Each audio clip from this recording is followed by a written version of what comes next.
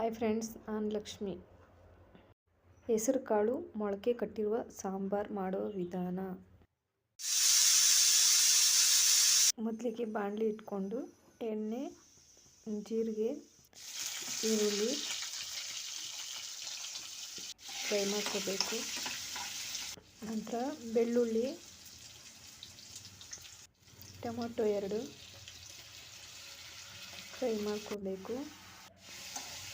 ನಂತರ ಫ್ರೈ ಮಾಡಿಕೊಂಡು ಈರುಳ್ಳಿ, ಬೆಳ್ಳುಳ್ಳಿ, ಟೊಮೊಟೊ ರೆಡಿಯಾಗಿರುವ ಜಾರಿಗೆ ಹಾಕ್ಕೊಂಡು ಕೊಬ್ಬರಿ, ಕೊತ್ತಂಬರಿ ಸೊಪ್ಪು, ಸಾಂಬಾರು ಪುಡಿ, ಹುಣಸೆಹಣ್ಣು ಸ್ವಲ್ಪ, ನೀರು ಸ್ವಲ್ಪ ರುಬ್ಕೊಂಡು ಬೇಯಿಸಿರುವ ಕಾಳುಗಳಿಗೆ ಮಸಾಲೆಯನ್ನು ಹಾಕ್ಕೊಂಡು ಮಿಕ್ಸ್ ಮಾಡಿ ಸ್ವಲ್ಪ ಹೊತ್ತು ಬೇಯಿಸ್ಕೊಂಡು